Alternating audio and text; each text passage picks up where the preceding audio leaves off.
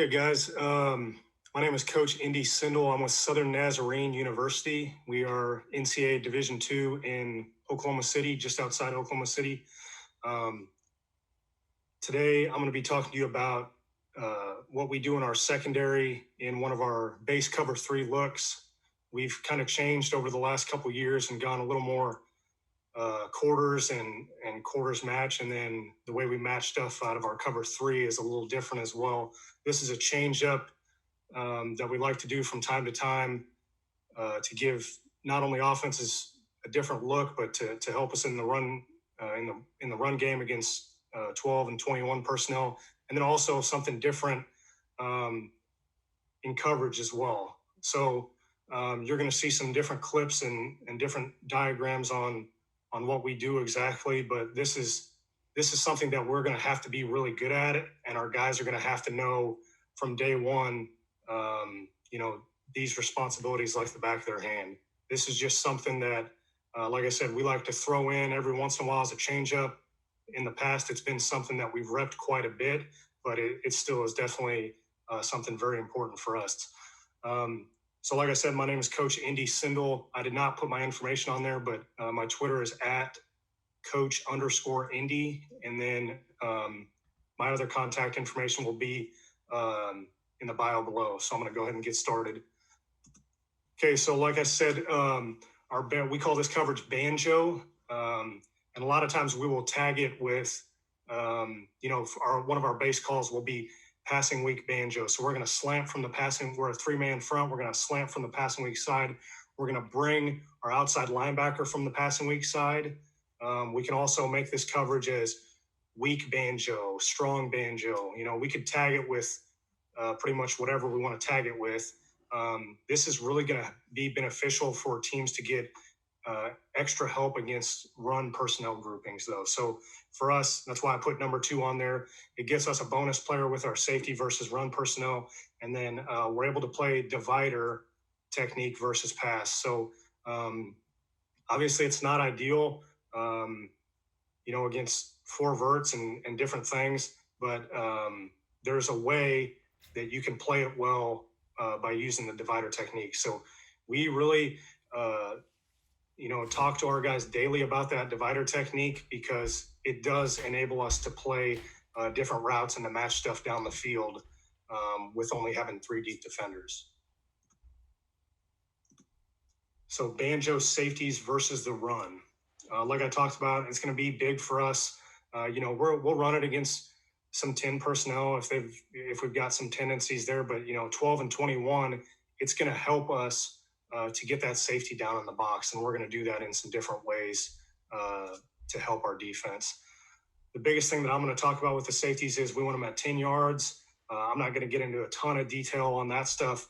The one big thing I do want you to know is we want our outside foot up. So we're going to be reading guys post-snap and possibly rolling down, and the reason why we want our guys with our outside foot up is so that they can plant off that foot, and you're either rolling down, or if you're deep third, we want them to plant off that outside foot and open to the middle of the field and sprint and run. So that's key for us. Like I said, our base call with this, could be just a passing weak banjo where we're bringing the passing weak outside linebacker. Progression is key for our safeties.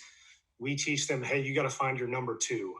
And you'll see it in the diagrams here. So whether your number 2 receiver is a split slot receiver with speed, or it's a tight end, or it's an H-back in the backfield, you got to find whoever number 2 is on your side, and then we've got to get our eyes right on him and then make our calls based off of where number 2 is. Another big thing about having the outside foot up is no false steps. So that's going to help us as far as drilling those guys to plant and drive, or to roll off that outside foot and get down a hill.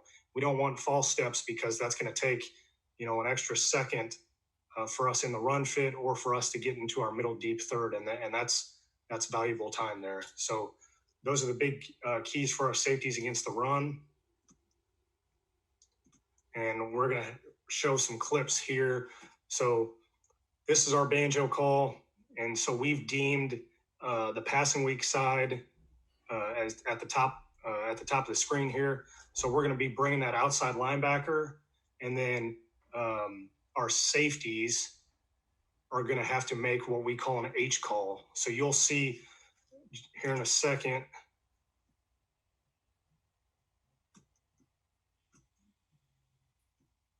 Excuse me. So it will not be an H call. Number 2 is actually a tight end on this clip. So if you see at the top of the screen, he already knows, that safety knows, hey, my number 2 is at tight end, number 1 out here. I'm going to have to roll down and replace. He knows that automatically. You'll see the safety at the bottom of the screen. Notice how he's got his outside foot up. Boom, he's open. He's open and ready to travel to the middle of the field. And then from there, we're really reading kind of what he's doing here. So safety travels to the middle of the field here. He sees run. So while he travels, he's reading center guard triangle. He sees pull. So really what we're teaching that guy is, hey, yeah, you got to roll to the middle of the field, but we got to get out of our break and get down and run an alley. And then our safety to the top of the screen, he knows he's got number 2 on his side. He's running, he's closing that gap, and he's fitting inside of that outside linebacker here. So we tell them, hey, you got to run the alley here. You got to play window. Outside linebacker stays outside. Safety takes window here. And obviously we had some other help on this play, but inside linebacker did a good job getting downhill. But this is just a way for us to play against different personnel groupings and get guys down in the run game. So it's kind of hard to tell here, but this particular team that we're playing, they use specific guys in different situations to be an advantage for them in the run game. So to the field there, obviously they have the tight end, and then he's a receiver, but he's more of a blocker for them. And so we knew that. And then also they're a heavy run team. So especially, this is a couple years ago, this first game of the season, we knew what they were going to try and come out and do to us. So always got to know where your number 2 is. And then we'll base it off of that, whether, hey, I've got an H if he's in the backfield. If this guy at number 1 that can almost touch the tight end here, if he's out by the numbers, then the safety knows, hey, my number 2 is the inline tight end, and that's who I'm rolling down off of. Without getting into a whole lot of detail as far as, the specificity of his width and the fit, the big thing is knowing, hey, where's my number 2? And I'm rolling down, either playing outside of the H or playing outside of number 2 here as a tight end. Obviously, if number 2 is a split wide receiver, it's a little different. We want them to roll down with inside leverage, and then they're going to have to be able to play force outside of a split number 2 from inside leverage, which is not an easy technique. And I think we have some of those later on here. So here he knows, hey, I've got number 2 on my side. I'm down. The other safety knows, hey, we call it arrow. I'm arrow, playing off the outside foot. And then we call that window. He's got to take open window and go fit, which he does a pretty good job here. Here it is from the end zone. Does a pretty good job of fitting tight off that tight end. Takes it, keeps pressing forward. I don't really like the shuffle here. But one thing that he does a very good job of, he actually just graduated for us, but he did a very good job of this, was we talk about minus in the fit or minus in space, and continuing to track forward while keeping your alignment and your angle. And he does a great job with that here. So keeps pressing forward. We will also say, if you have even feet gets you beat. So if your feet ever get even, we know that you're wrong and you're not continuing to press forward or minus the fit, as we like to say. So he does a pretty good job here all in all. The next clip here is also against the same team. As you can see, the linebacker creeping at the bottom. We've deemed that as the passing weak side here, just because of the threats that we have at the top of the screen. This is where it gets a little tricky with our guys reading post snap. So the safety to the bottom here, not really lined up like he should be with his outside foot up. but we don't have a number 2 receiver down here at the bottom. So our next, kind of the next thing that we do in our progression is, hey, we've got to check the backfield.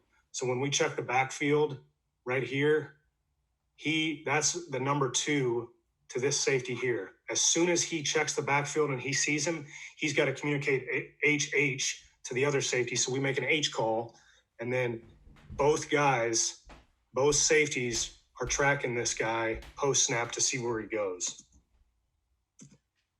Big thing for us is we want to see the face mask. If the face mask goes away, sometimes we need to keep an eye on that guy for an extra second to make sure that he doesn't get vertical. Some teams will do that. They will take a guy completely sideways and then insert him vertical. Sometimes they will insert him on the other side of the center, sometimes on the same side. So we really train our guys daily in that. But here, he really stays vertical the whole time. So the safety at the top of the screen knows, hey, I've got to go fit outside the H. The other safety should be deep third here. He's kind of flat-footing and just not really playing his technique. But the safety at the top of the screen, face mask is to me. I've got to insert, and I've got to go. Notice he doesn't go quite as fast as the other safety did on the last play. His fit is correct. He's just got to trust it, and he's got to take window and go. But it gets us another guy in the run game.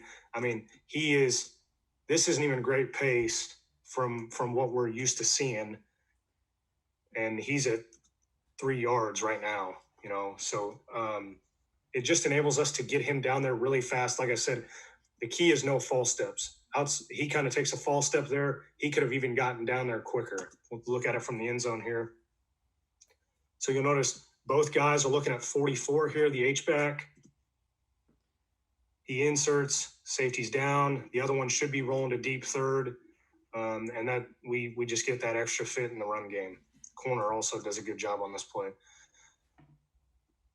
This next play here, this is also this year that was a heavy run team. You can already kind of tell with the linebacker creeping at the bottom of the screen that we're bringing it from the bottom here. There's a tight end who's a pretty big receiving threat for them at the top of the screen. So we're bringing it from the passing week outside linebacker at the bottom.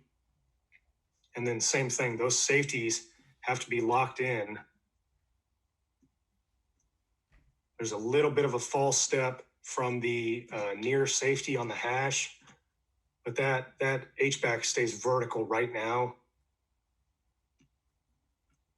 Kind of running a zone lead here. He stays vertical. Safety fits outside the H, and then you'll actually see we have a stunt on inside, and so the safety kind of naturally folds in with the ball, and then also because our nose gets a little wide on his wrap here, so we'll see it from the end zone. Bring the H-back in motion. Both safeties are eyeing right here. Boom, he's vertical. Number 1 knows I'm down right now outside the H. I got to take away space, take window, and then he notices late 60 kind of gets outside of his fit here on the wrap, and then ball kind of commits inside as well, so he folds in. And obviously there's other things going on, with inside linebackers fitting in defensive line, but this is, like I said, this is another way for us to get guys to the football, and then it's also a way to help these guys in the run game too, because the quicker that they can get downhill, you'll notice our safeties aren't the biggest football players, but they're instinctive guys. They're fast. So we try to utilize what they do best here. So when they get downhill fast, that can make a huge difference against a back who has, a 2-yard head start instead of a full head of steam and already past the line of scrimmage. So that's why we tell those guys, keep advancing forward. It's not just beneficial to, possibly make a tackle for loss, but it's also going to help them because you got to get him before he gets going. So these guys do a pretty good job of that. Like I said, false step kind of from the safety on the hash here. His initial alignment's good. His outside foot is up. He's ready to travel to the middle of the field potentially or roll down. Just takes that extra step there, and then we're going to tell him, hey, you got to get out of your arrow here and get downhill. Here it is from the end zone shot.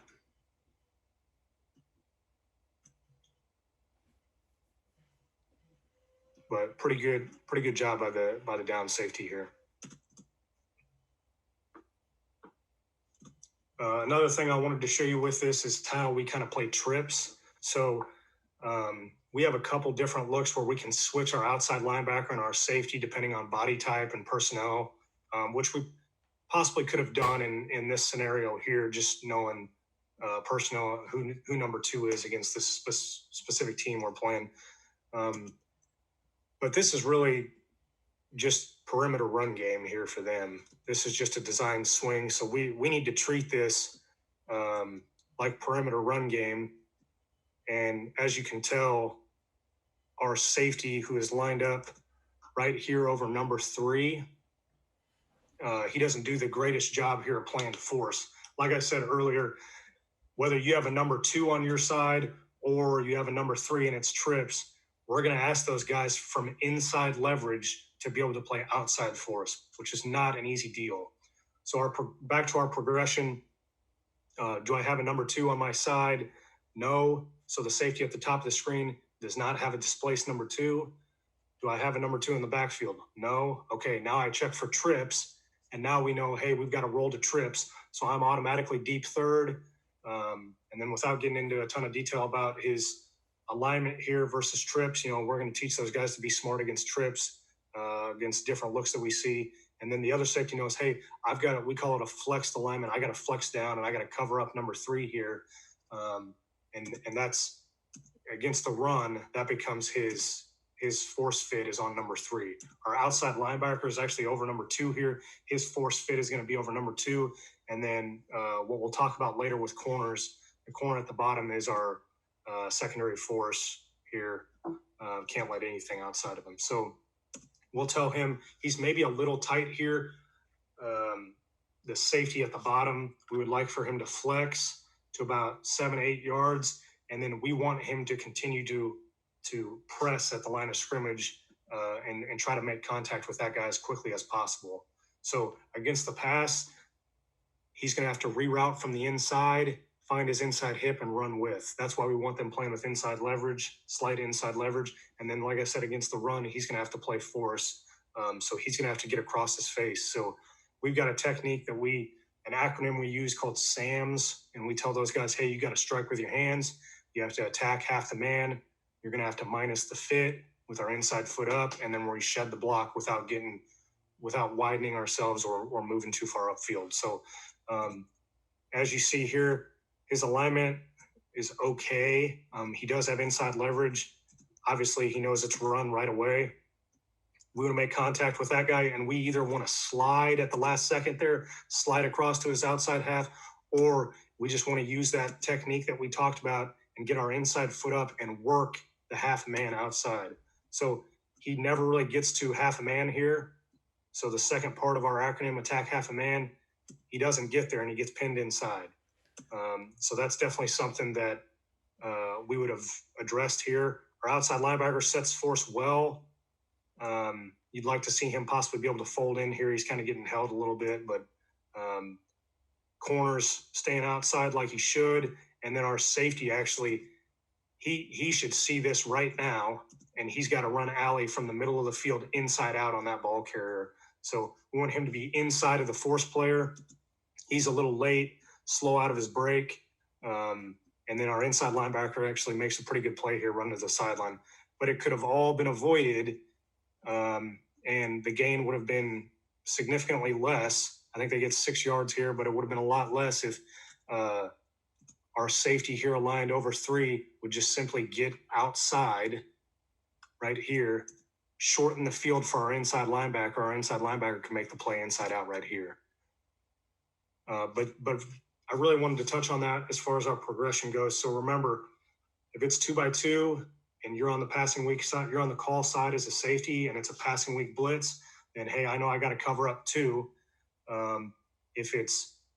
If I don't have a number 2, I got to check the backfield. If he's not in the backfield, I got to check for trips the opposite way, and then we're going to have to roll the opposite way. So big key for us is we'll have drills in practice where yeah, we'll spend a ton of time with technique on H read and different things, but we just want to give those guys a ton of formation so that they can understand, hey, here's my progression. I got to see, first of all, hey, am I on call side? Hey, do I have a number two? Where is he if he's not a displaced number two? So that's kind of our look against trips there. Banjo safeties versus pass. So same thing, we talked about 10 yards, outside foot up. We want it to be obviously the same as we talked about earlier. It's the same call. Progression is key. Like we talked about, you got to find your number two. And then also deep third path has to be crucial to us. We have to think about threats, understand where they are, what they're trying to do. And then, like we said, no false steps. And then eventually we're going to have to split threats and see our quarterback. So we do a lot of drills off visualizing front shoulder of the quarterback. And that has really helped us in our one high coverages. The first clip you see here, we've got a banjo call here. And it's a little tricky at the top of the screen. They're in kind of a tray look. So the way that we would play this, we have, like I said before, we have two ways of playing this. We can either play with our outside linebacker dropping off a number three, or we can play with our safety dropping off a number three. It looks like here they made a call to kind of stick with the banjo rules and say, hey, I'm rolling, safety's rolling down to three, and outside linebacker, you're our two drop. So essentially our two drop is in banjo is more of our curl flat drop, and then you're also a force player over number two. So as you see, as the play develops here, number two releases vertical. You'd like to see us get a better reroute. We teach our guys to reroute for two steps. The outside linebacker here doesn't do a great job of that. Our safety is tracking three here. So they're going to try and kind of leak him out on a pin arrow. And he actually does a really good job here at closing space.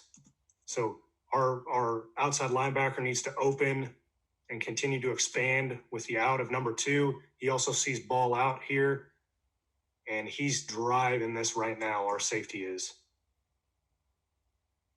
Does a pretty good job making the play at the line of scrimmage. I'll show it from the other angle here.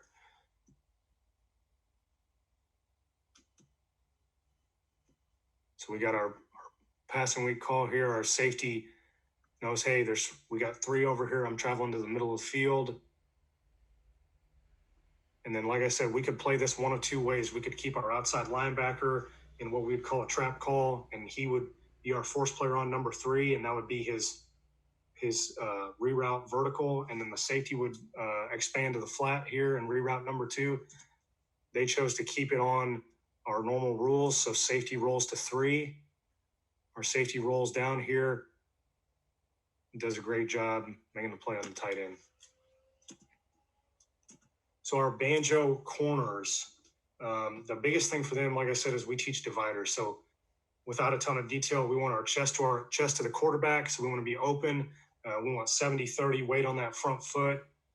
Like I said, secondary force against the run to us. We can't get widened, can't go upfield. And then we rep a lot of 21 cutback with runaway.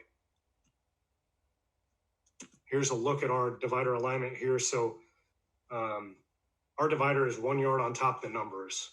So without going too far in depth, we try to divide it. Obviously, we're in cover three. We're dividing it into thirds here. Our divider point is at 10 yards. So 10 yards from the sidelines, about a yard on top of the numbers. We want to be able to divide that third, and then also think about the safety being able to overlap to about a yard outside the hash. So both of our corners are taught a yard on top of the numbers, and then never past the bottom of the numbers. So if you look to the diagram to your right, they could have an extremely wide split, and we can't go past the bottom of the numbers.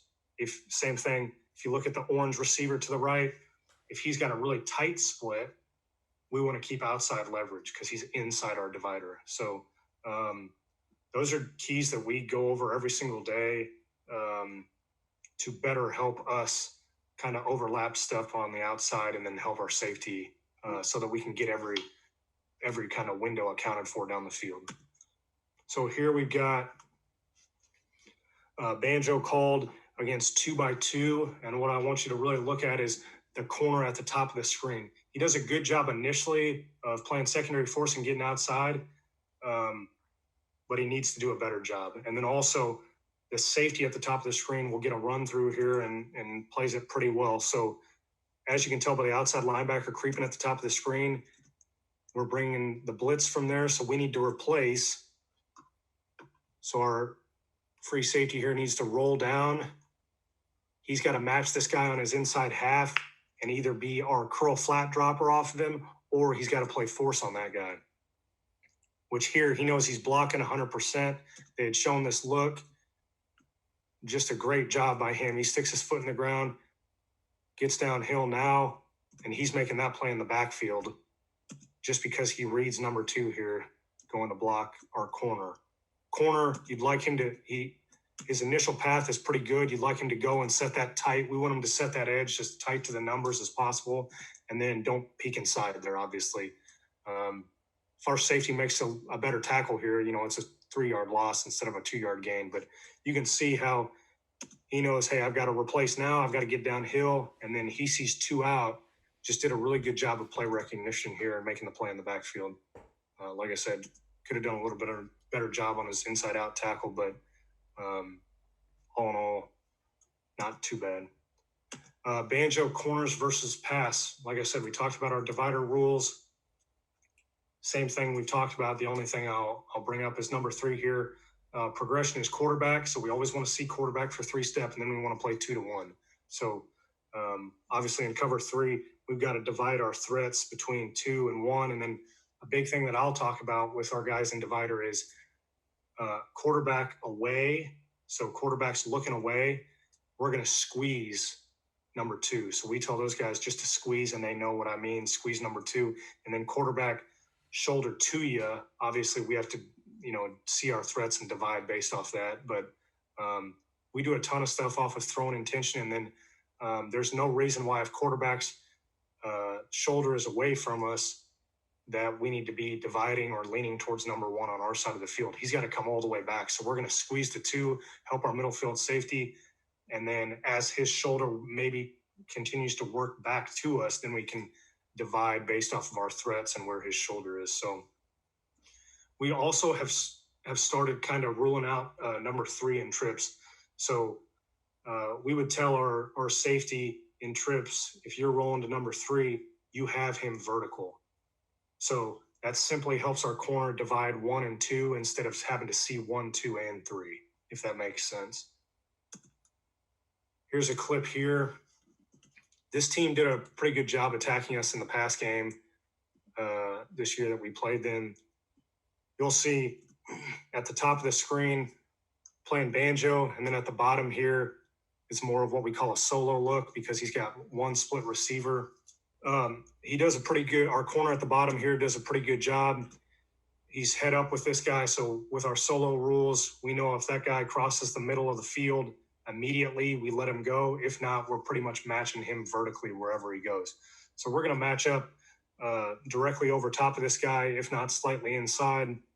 It's kind of an off man technique for us. And then we've got to match him vertically on the post here, which we kind of take a false step at the top of the route, but he does a great job of driving it and understanding what's coming there. So great play by the corner to the field.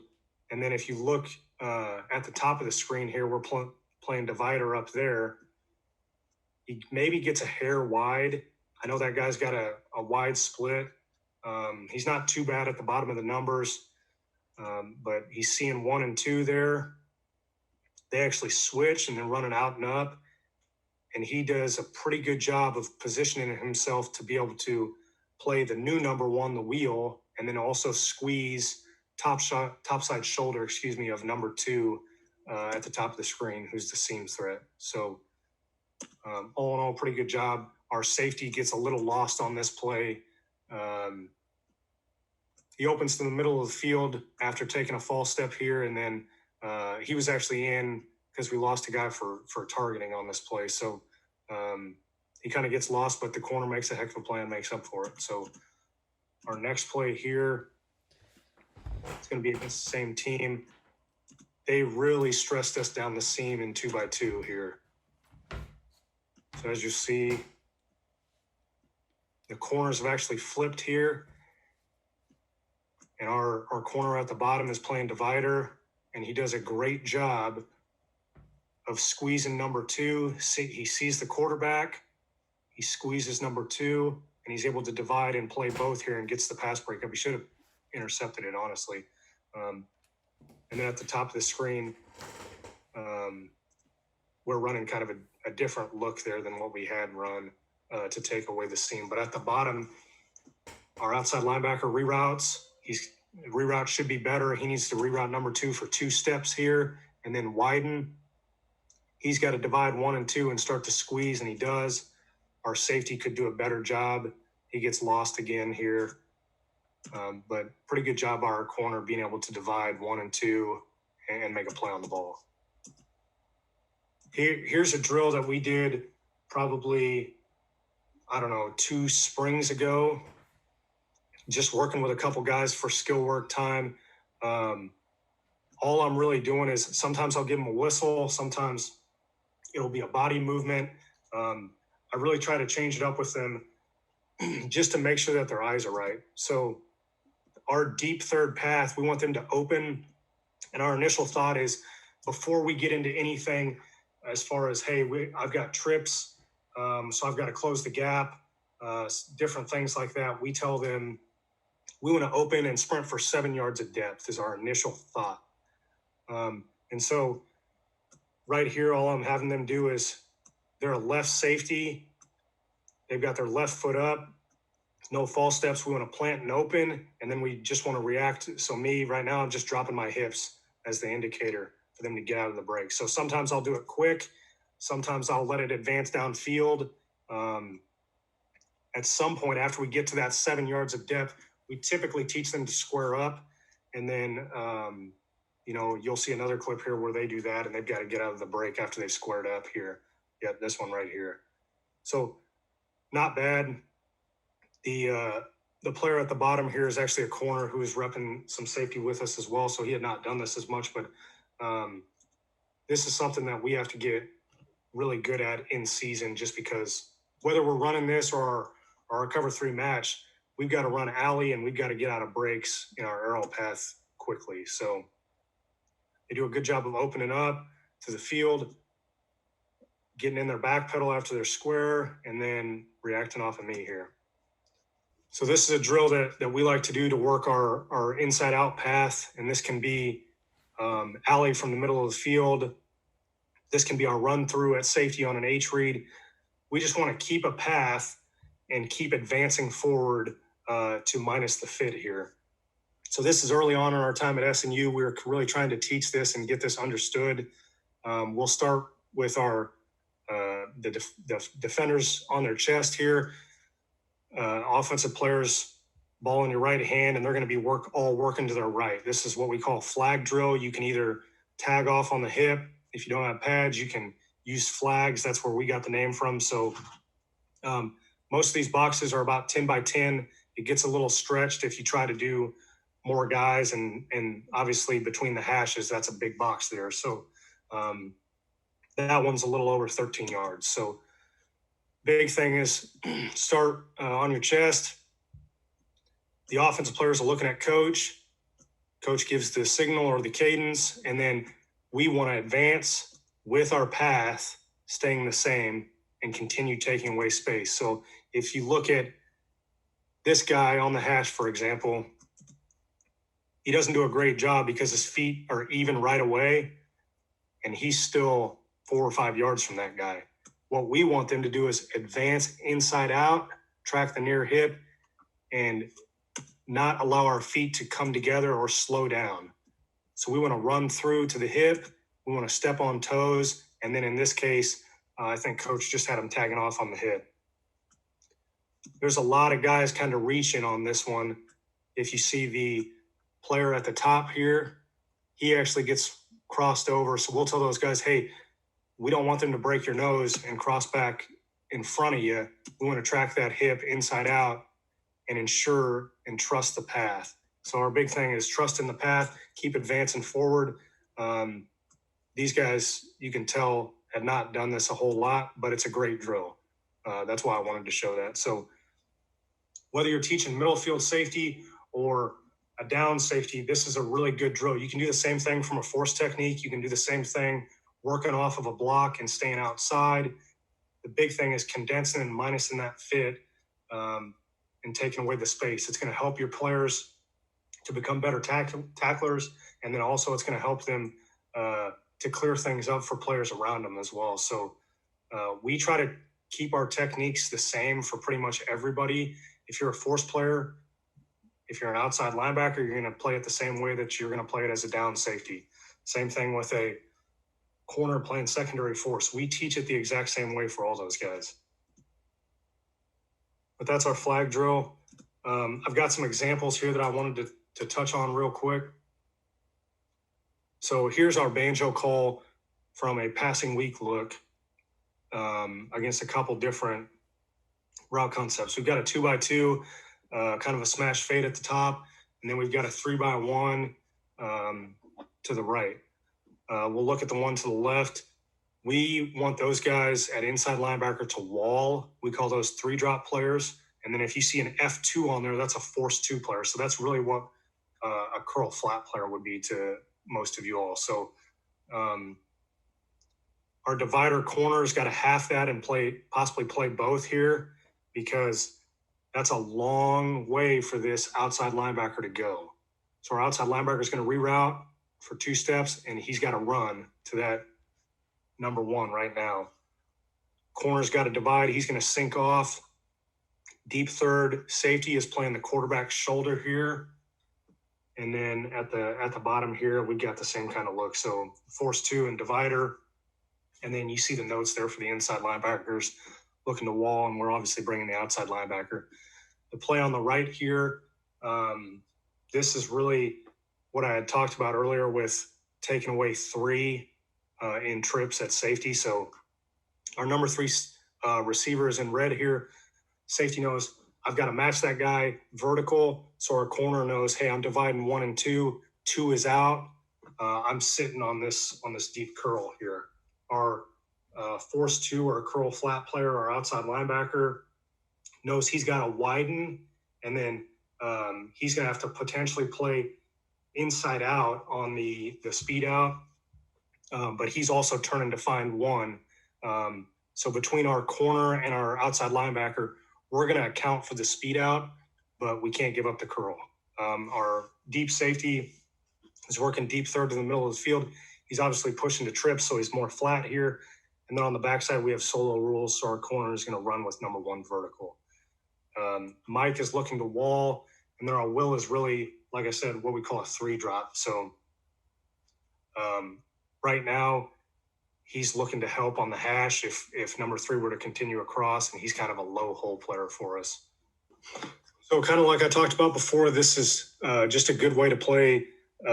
Cover 3 is a little change up. So, whether you're going to run with verticals at number 2 or run your curl flat players, it's good if you have players that can do both. So with us, we recruit guys that can run. That's our number 1 thing. So whether they're an outside linebacker or a safety, sometimes those guys are kind of interchangeable for us. So it's a good change up to run with seams or possibly fall off and undercut number 1. Obviously, to the field, there's going to present problems, especially to the immediate flat. So what we'll do with that is we'll squat a corner and roll our safeties deep third over the top. Our other safety will roll middle third. So teams will kind of think that they have it figured out in our cover 3. And then between running with verticals or playing our normal kind of curl flat cover 3, and then also squatting a corner and then rolling our thirds over the top, it gives us 3 different looks in cover 3 that can kind of play with quarterbacks. So I definitely encourage that as well. If you have,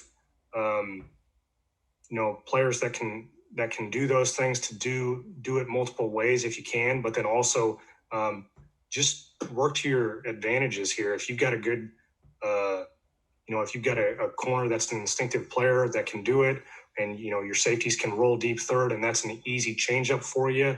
It's something that you could put in that doesn't take a lot of time, and you can really make some plays in the immediate flat there, because that's definitely something that's going to be looked at when teams know you're in cover three.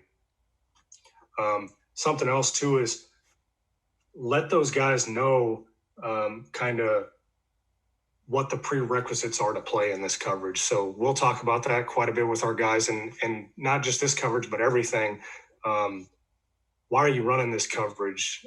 What do we need to be good at in this coverage? A lot of times we'll get so far ahead of ourselves in the installs that we just want to talk about X's and O's, and we need to do a better job as coaches is explaining why we're doing certain things. And then also the bigger picture. If guys know why the inside linebacker is walling here, they're going to be better players, because they're going to know not only why he's doing it, but where he's going to be at, what he could be thinking. So the bigger picture is a real big deal for us. We'll do quizzes usually once a week on some different things. And, D linemen are going to have to know or learn what we're doing in the secondary. Secondary guys are going to have to know, hey, where's the blitz coming from? What's the inside linebacker thinking here? What's he doing? What's our D-line stunt? All that different information is going to help you become a better defense as a whole. So I definitely encourage you guys to do that as well. Like I said, I haven't been coaching 20 years or anything, but I've been blessed to be around really good people. And I know that repping the things that you're good at over and over and over again will give you a huge advantage. Don't try to do too much. Try to do what you're good at. Take advantage of your strengths, your players, know your personnel. I really appreciate all your guys' time today. Like I said, if you have any questions, my information will be down below. I'm always open for questions or anything. I just want to help in any way that I can and give back. I appreciate your time, and thank you very much.